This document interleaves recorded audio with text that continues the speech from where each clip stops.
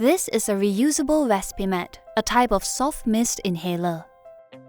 It helps to deliver a specific amount of medication to your lungs.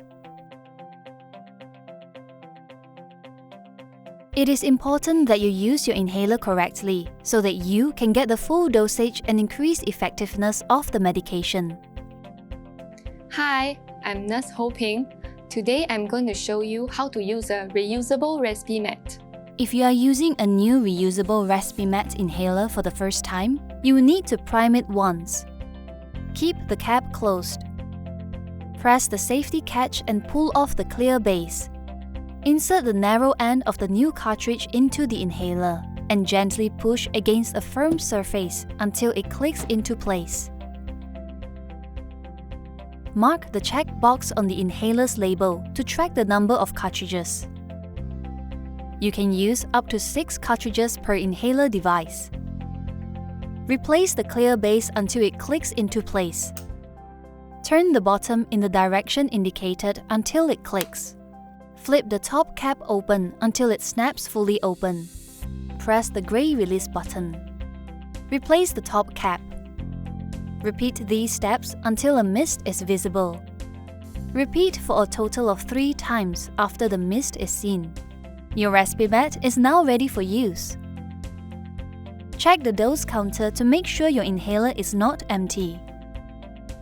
Hold the inhaler upright with the top cap closed. Turn the bottom in the direction indicated until it clicks. Flip the top cap open until it snaps fully open. Stand or sit up straight. Breathe out gently away from the device as much as you can. Seal your lips around the mouthpiece. Take care not to block the air vent. Start to breathe in slowly and at the same time, press the gray release button. Continue to breathe in deeply and steadily. Take out the inhaler from your mouth and hold your breath for up to 10 seconds, or for as long as is comfortable. Breathe out gently away from the mouthpiece. Replace the top cap. If you need a second puff, repeat these steps after about a minute from the first puff.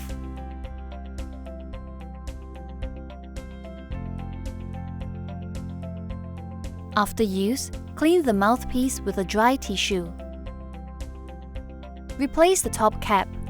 Rinse your mouth with water and spit it out. It is important to use your inhaler correctly and as prescribed for your condition. If you still have questions regarding your inhaler technique, please approach your healthcare provider for support.